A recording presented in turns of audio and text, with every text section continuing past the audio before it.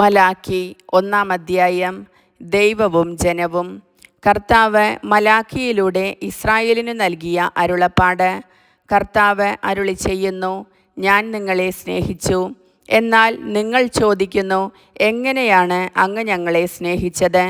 കർത്താവ് അരുളി ചെയ്യുന്നു, ഏസാവ് യാക്കോബിൻ്റെ സഹോദരനല്ലേ? എന്നിട്ടും ഞാൻ യാക്കോബിനെ സ്നേഹിക്കുകയും ഏസാവിനെ വെറുക്കുകയും ചെയ്തു. ഞാൻ അവൻ്റെ മലമ്പ്രദേശം ശൂന്യമാക്കി, അവൻ്റെ അവകാശത്തെ മരുഭൂമിയിലെ കുറുനരികൾക്ക് വിട്ടുകൊടുത്തു. ഞങ്ങൾ തകർക്കപ്പെട്ടു, എന്നാൽ ഞങ്ങളുടെ നഷ്ടശിഷ്ടങ്ങൾ ഞങ്ങൾ പുനരുദ്ധരിക്കും എന്ന് ഏദോം പറഞ്ഞാൽ, സൈന്യങ്ങളുടെ കർത്താവ് അരുളി ചെയ്യുന്നു, അവർ പണിയട്ടെ.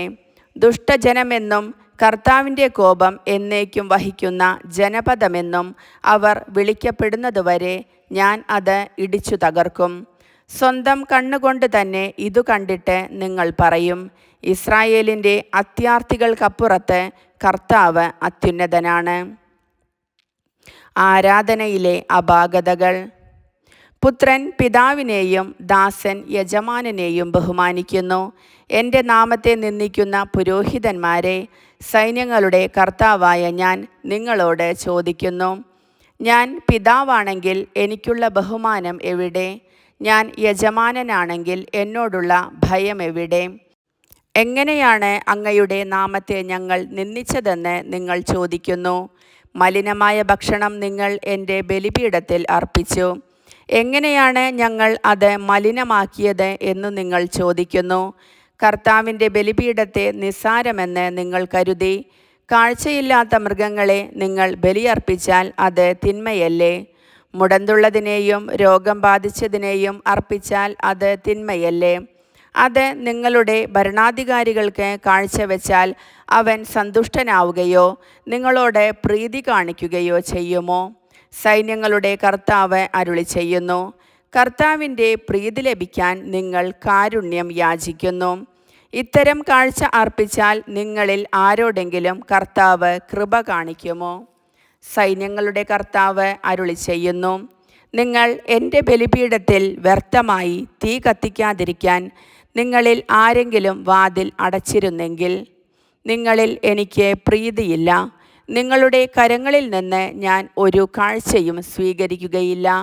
സൈന്യങ്ങളുടെ കർത്താവ് അരുളി ചെയ്യുന്നു, സൂര്യോദയം മുതൽ അസ്തമയം വരെ എൻ്റെ നാമം ജനതകളുടെ ഇടയിൽ മഹത്വപൂർണ്ണമാണ്.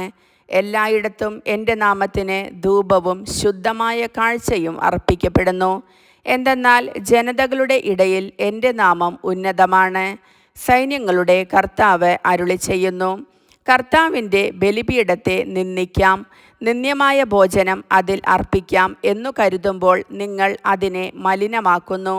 സൈന്യങ്ങളുടെ കർത്താവ് അരുളി ചെയ്യുന്നു, ഞങ്ങൾ മടുത്തു എന്ന് പറഞ്ഞ് നിങ്ങൾ എനിക്കെതിരെ ചീറുന്നു.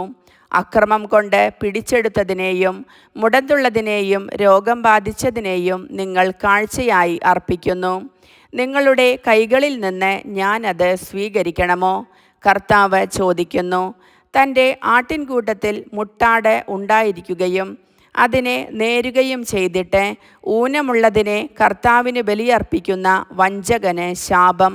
സൈന്യങ്ങളുടെ കർത്താവ് അരുളി ചെയ്യുന്നു, ഞാൻ ഉന്നതനായ രാജാവാണ്. ജനതകൾ എൻ്റെ നാമം ഭയപ്പെടുന്നു. കർത്താവിൻ്റെ വചനം.